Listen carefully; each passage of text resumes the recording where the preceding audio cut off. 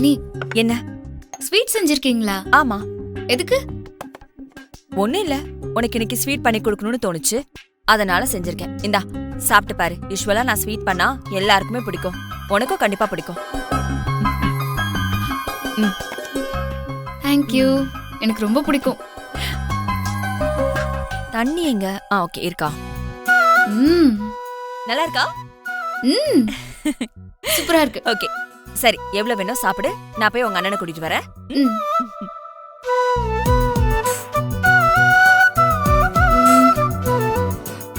முருகன் இந்த ஸ்வீட்டை சாப்பிட்டா நல்லா இருக்கும்ல?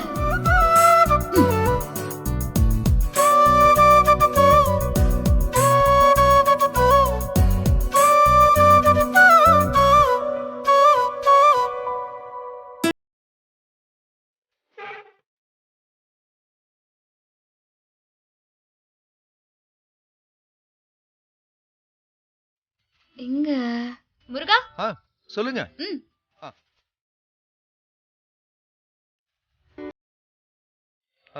என்ன புடிங்க, ஸ்வீட் எடுத்துக்கோங்க. என்னங்க விசேஷம் இன்னைக்கு? ஸ்வீட் எல்லாம் குடுக்குறீங்க? பாக்க போனா நீங்க தான் எங்களுக்கு ஸ்வீட் தரணும். சரி போனா போதுன்னு நான் உங்களுக்கு தரேன். நான் குடுக்கணுமா? எதுக்குங்க? தெரியாத மாதிரி கேக்குறீங்க பாத்தீங்களா? எங்க அண்ணன் எவ்வளவு பெரிய வேலையை உங்ககிட்ட ஒப்படைச்சிருக்காங்க. உங்களுக்கு ப்ரமோஷன் வேற கிடைச்சிருக்குல்ல, அதுக்குதான். ஈஸ்வர அண்ணன் கிட்ட வேலை பார்க்க போறீங்கன்னா அது சும்மா நினைச்சீங்களா என்ன? ஈஸ்வரனையே ஈஸியா எனக்கு சொல்லிட்டாங்க. ஆக்சுவலா எனக்கு தாங்க ரொம்ப பயமா இருக்கு. நான் என் அப்பா கூடவே கிளீனரா இருந்துடலாம் தான் இங்க வந்தேன். ஆனா இங்க வந்தா ஐயா டக்குன்னு எனக்கு டிரைவரா ப்ரமோஷன் கொடுத்துட்டாங்க. சரி நம்ம டிரைவர் நினைச்சு அப்படியே போய்கிட்டு இருந்தா டக்குன்னு என்ன பணம் வசூல் பண்ண சொல்லிட்டாங்க. பெரிய பொறுப்பு, பெரிய வேலை, அதாங்க கொஞ்சம் பதட்டமா இருக்கு. எங்க வாய்ப்பு வரப்போ அதை இறுக்கி புடிச்சுக்கணும். இந்த பயம் எல்லாம் இருக்கவே கூடாது. அண்ணன் ஒன்னும் சும்மா உங்களை இந்த வேலைக்கு செலக்ட் பண்ணல. நீங்க டிரைவரா வேலைக்கு சேர்ந்த நாள்ல இருந்தே உங்களை அவர் நோட்டீஸ் பண்ணிட்டே தான் இருந்திருக்காரு. அண்ணனுக்கு உங்க மேல அவ்வளோ நம்பிக்கை. எங்ககிட்ட என்ன சொன்னார் தெரியுமா? அந்த பையன் கண்ணுல ஒரு நேர்மை தெரியுது, கோடி ரூபாய் அவன் கையில கொடுத்தா கூட பத்திரமா கொண்டு வந்து சேர்த்துருவான்னு சொன்னாங்க. எங்க அண்ணனுக்கு ஒருத்தரை புடிச்சு போச்சுன்னா அவங்க மேல ரொம்ப நம்பிக்கை வைக்க ஆரம்பிச்சிருவாரு, அவங்கள கண்மூடித்தனமா நம்புவாருன்னு அண்ணி கூட சொல்லிருக்காங்க. அதனால எங்க அண்ணனோட நம்பிக்கைக்கு பாத்திரமா நடந்துக்கோங்க. முருகன், நல்ல விஷயம் தானே நடந்திருக்கு, எதுக்கு இப்போ சோகமாயிட்டீங்க? ஐயோ இல்லங்க, நான் கண்டிப்பா உங்க அண்ணனோட நம்பிக்கையை நான் காப்பாத்துவேன். நான் எப்பவுமே அந்த நம்பிக்கையை கைவிட மாட்டேன். சரி எடுத்துக்கோங்க.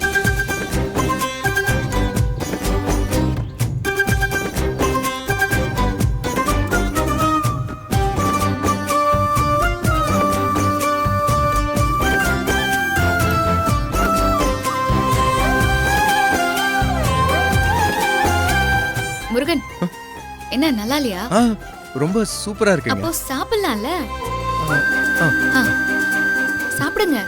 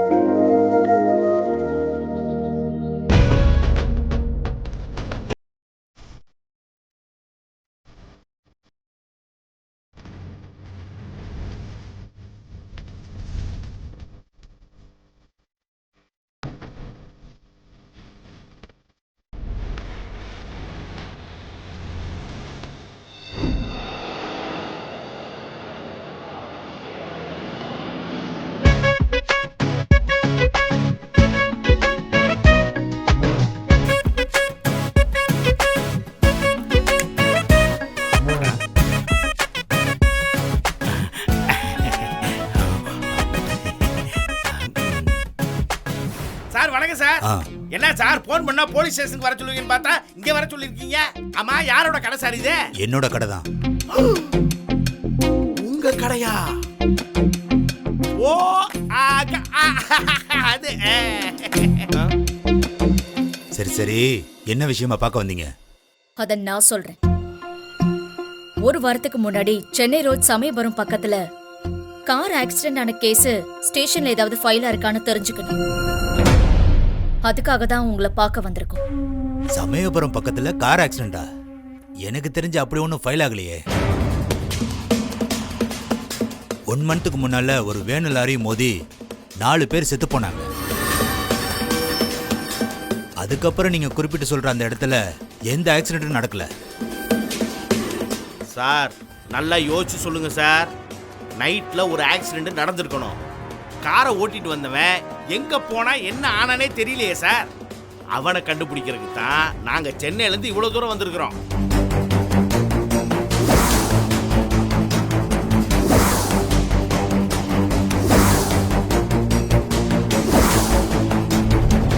அதுக்காக நடக்காத ஆக்சிடென்ட்டை நடந்துச்சுன்னு சொல்றீங்களா?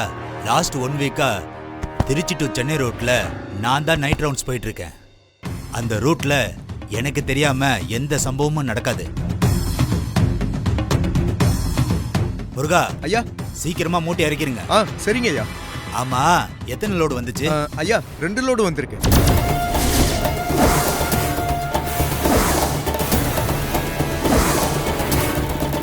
மிச்சத்தை அங்க வச்சுட்டு ஒரு 4 மட்டும் இங்க இறக்க சொன்னாங்க. சரி, சீக்கிரமா பண்ணிருங்க. சரிங்க ஐயா.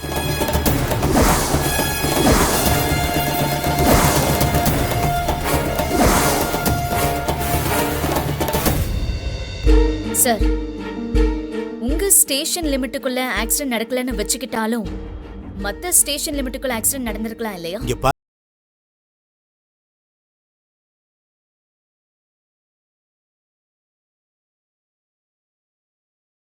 என்ன நீங்க நம்பலாம்?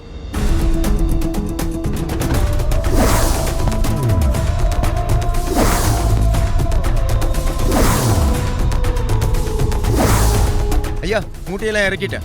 சரி, போகும்போது பன்னீர் கடையில நான் சொன்னேன்னு 3 டீ வாங்கிட்டு வாங்க. சரிங்க ஐயா.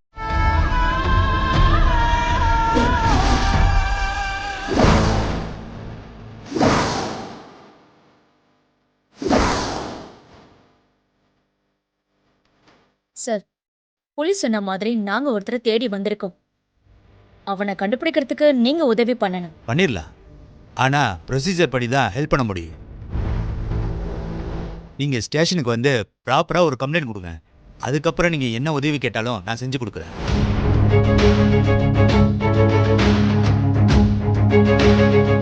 சார் நம்ம கேட்ட எந்த ஹெல்ப்புமே இவன் பண்ணல. சும்மா டீ கொடுத்து அனுப்பி வைக்கலாம்னு நினைக்கிறான். இவனை நம்பிக்கை எந்த யூஸும் இல்லை. கிளம்ப போலாம். அவசரப்படாதீங்க மேடம். போலீஸ்காரர் என்னைக்கு தான் நமக்கு தேவைப்படுவான். அதெல்லாம் வேண்டாம். சரி. ஓகே சார், நீங்க பண்ண ஹெல்ப்புக்கு ரொம்ப தேங்க்ஸ். ஆமா சார், ரொம்ப தேங்க்ஸ். உங்களுக்கு ஏதாவது ஹெல்ப் வேணா எனக்கு ஃபோன் பண்ணுங்க. சாரி, எங்களுக்கு ஏதாவது ஹெல்ப் வேணா உங்களுக்கு ஃபோன் பண்றோம். வரேன் சார். Thanks sir.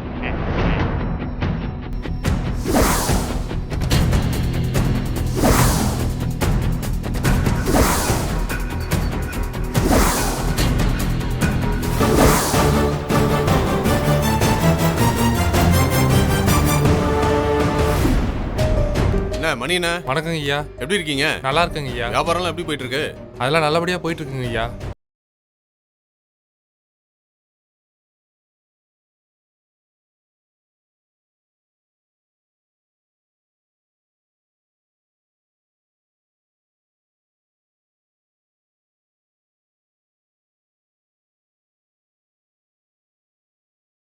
இனிமே இவனும் வசூலுக்கு வருவான். ஆளை நல்லா பாத்துக்குங்க. முதலாளி பேர் சொல்லி யார் வந்தாலும் பணத்தை கொடுத்துருவேனே. வாங்கிக்க. சரிங்க முதலாளி. வர்றேன். வாங்க தம்பி. என்ன நல்லா இருக்கீங்களா? நல்லா இருக்கேன் தம்பி. வியாபாரம் நல்லபடியா போயிட்டு இருக்கா? நல்லா போயிட்டு இருக்கு தம்பி. சரி, பணம் கட்டுறீங்களா? கட்டுறேன் தம்பி. கொடுங்க. இந்தாங்க. கரெக்டா இன்னைக்கு. சரி, வரட்டுமா? வாங்க தம்பி. வர்றேன். வாங்க. முருகா, ஐயா. இந்த பணத்தை எடுத்துக்கிட்டு நேரா வீட்டுக்கு போ. இத காவேரி கையில கொடுத்துட்டு நீ கிளம்பு. சரிங்க ஐயா. வா.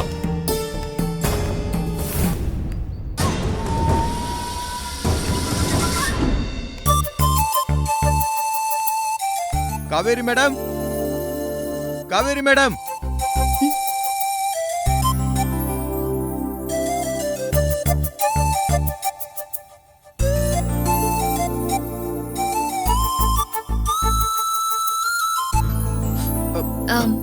கூப்பிட்டீங்களா? இந்தாங்க. ஓகே. வசூல்ல நல்லபடியா முடிஞ்சதா? நல்லபடியா முடிஞ்சதுங்க. இந்தாங்க. எவ்வளவு இருக்கு இதுல? இதுல 1,20,000 ரூபாய் இருக்கு. இதுல 1,20,000 ரூபாய் இருக்கா? சந்தேகமா இருக்கே. சந்தேகமா? ஏன் மேலையா? ஆமா, நீங்க என்ன ஹரிச்சந்திரனா என்ன? முருகா, தாயா புள்ளையா இருந்தாலும் வாயும் வயிறும் வேற வேற தானே. நான் போய் இதை செக் பண்ணிட்டு வரேன். அம்மா, உங்களுக்கு தண்ணி எதுனா வேணுமா குடிக்க? ஐயோ வேணாங்க, நீங்க சொன்னதே போதும், ஜில்லுன்னு இருக்குது. நீங்க போய் செக் பண்ணிட்டு வாங்க. ஓகே.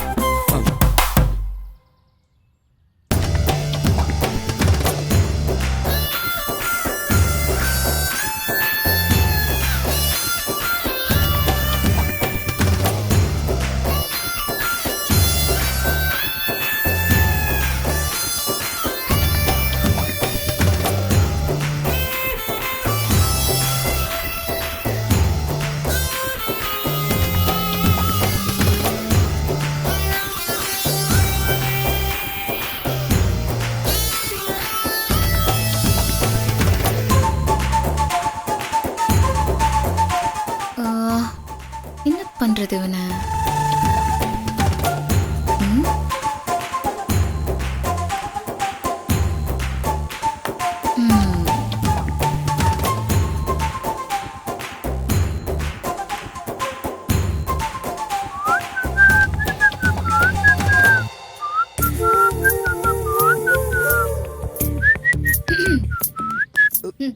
என்னங்க, கவுண்ட்லாம் பண்ணி பாத்தீங்களா? எல்லாம் கரெக்டா தானே இருக்கு. நான் கிளம்புறேன். ஒரு நிமிஷம். என்னங்க சொல்லுங்க. நீங்க எவ்வளவு கொடுத்தீங்க? அதாங்க 1,20,000 ரூபாய். கரெக்டா இருக்குங்களா? கரெக்டா தாங்க கொடுத்தேன். இல்லையே, கணக்கு கொஞ்சம் தப்பா இருக்கிற மாதிரி தெரியுது. இல்லங்க, நான் கரெக்டா தான் உங்ககிட்ட கொடுத்திருக்கேன். அப்போ கரெக்டா எவ்வளவு இருக்குன்னு சொல்லுங்க பாப்போம். 500ல ஒரு 120 இருக்கும், 200ல ஒரு 100 இருக்கும், அப்புறம் 100ல 150, 50ல 100, 20ல 125 அப்படி இருக்கும். கரெக்டா நீங்க கூட்டி பாருங்க, எல்லாம் சரியா தான் இருக்கும்.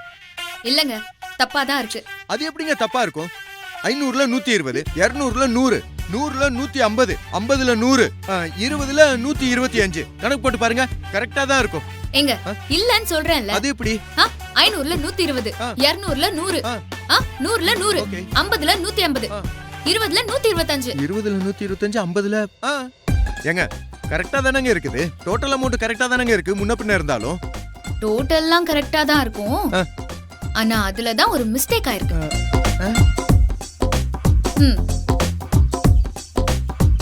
இதுல தான் தப்பே இருக்கு. இதுல என்னங்க தப்பா இருக்கு? பாத்தீங்கல்ல இந்த 20 ரூபாய் நோட்ட? ஆமா, 20 ரூபாய் நோட்டு. எங்க இதுல மை பட்டிருக்குங்க. இதெல்லாம் எங்க கொடுத்தாலும் செல்லாது தெரியுமா? இந்த நோட்டை எதுக்கு நீங்க வாங்கிட்டு வந்தீங்க? ஐயோ போச்சே. ஏங்க, கடையில கலெக்ட் பண்ணும்போது கொஞ்சம் முன்ன பின்ன இருக்கதானங்க செய்யும், அதெல்லாம் நம்ம அட்ஜஸ்ட் பண்ணி தானங்க போகணும். அட்ஜஸ்ட் பண்ணி போணுமா? எங்க அண்ணன் உங்களை நம்பி ஒரு பொறுப்பை ஒப்படைச்சிருக்காரு, அதுல கவனக்குறைவா இருந்துட்டு இதுல சமாளிக்கிறீங்க வேறயா? சரிங்க, ஏன் தப்பு தாங்க. இனிமே நான் தப்பு நடக்காம பாத்துக்கிறேன், சரியா? அதெல்லாம் முடியாதுங்க. தப்பு செஞ்சா உடனே தண்டனை கொடுக்கணும்னு சொல்லிருக்காங்க. ஏங்க, யாருங்க சொல்லிருக்காங்க? நான் தான். நான் அப்படிதான் சொல்லுவேன். நீங்க தப்பு பண்ணிருக்கீங்க.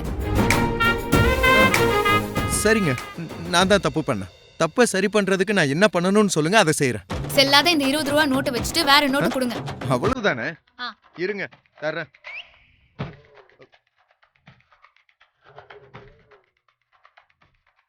ஐயோ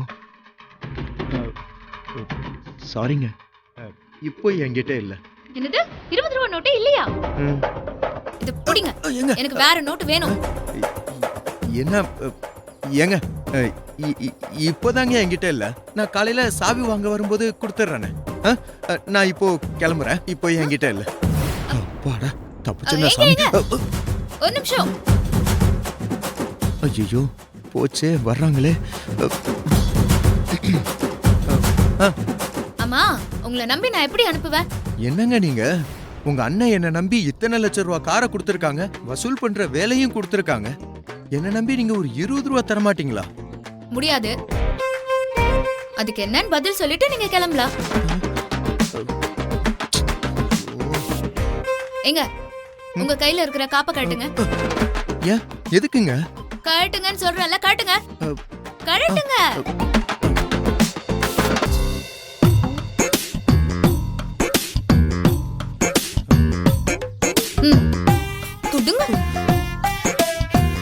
ஏங்க ஒரு 20 ரூபா நோட்டுக்காக இந்த காப்பை வாங்குறதுலாம் கொஞ்சம் அநியாயங்க. அப்படிதான் பண்ணுவேன். சரிங்க, எங்க நாளைக்கு ரூபாயை கொடுத்துட்டு நான் இதை வாங்கிக்கிறேன். சரியா? அப்புறம் இது எனக்கு கொஞ்சம் ராசியானது, பத்திரமா கொஞ்சம் வச்சுக்கோங்க. சரி சரி, நான் வர்றேங்க. ஐயோ, இன்னைக்கு யார் மூஞ்சில முழிச்சேன்னே தெரியல. ஆரம்பத்துல இருந்தே ரிவிட்டா தான் இருக்கு.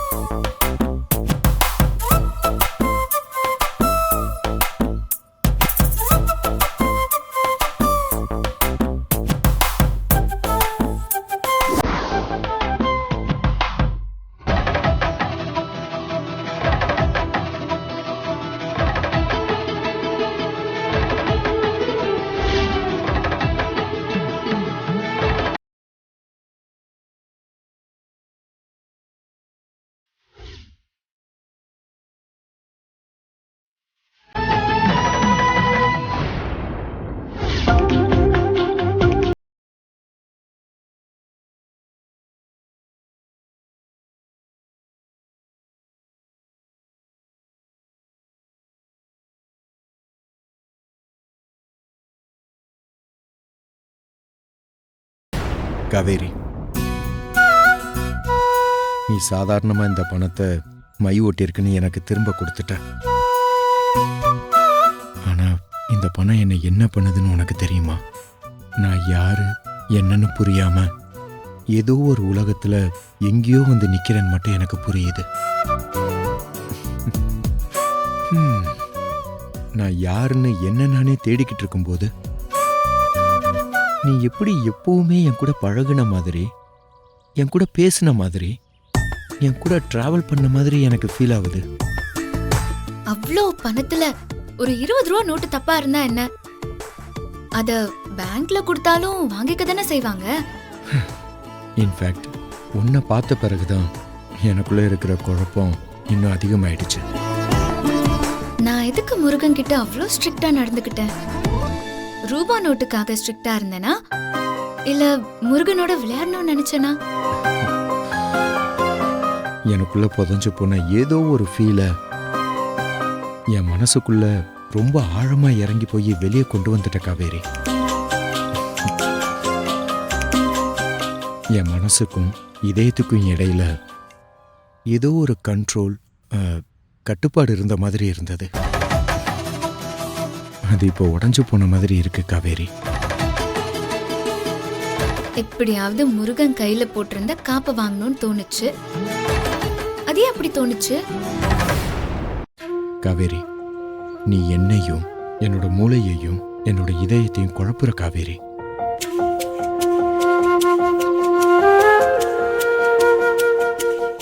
முருகனோட ஏதாவது ஒரு பொருள் என்கிட்ட இருக்கணும்னு ஆசைப்படுறேனா, இல்ல முருகன் இதை வாங்கறதுக்காக மறுபடியும் வரணுங்கிறதுக்காக இதெல்லாம் பண்ணனா? ஒருவேளை நம்ம 2 பேரும் போன ஜென்மத்துல லவ்வர்ஸா இருந்திருப்போமோ? முருகனை பார்த்த உடனே மனசுல ஏதோ பண்ணிட்டே இருக்கே. சேச்சே, இப்படி நான் யோசிக்கிறதே தப்பு. மனசெல்லாம் ஒரு மாதிரி படப்படன்னு அடிச்சுக்குது. அது ஏன்? அதுக்கான காரணம் என்னன்னே புரிய மாட்டேங்குது. ஈஸ்வரன் ஐயா என் மேல முழு நம்பிக்கை வச்சு என்னை வேலைக்கு வச்சிருக்கிறாரு. உங்க வீட்டுல என்னையும் ஒருத்தர் மாதிரி நடத்துறாரு.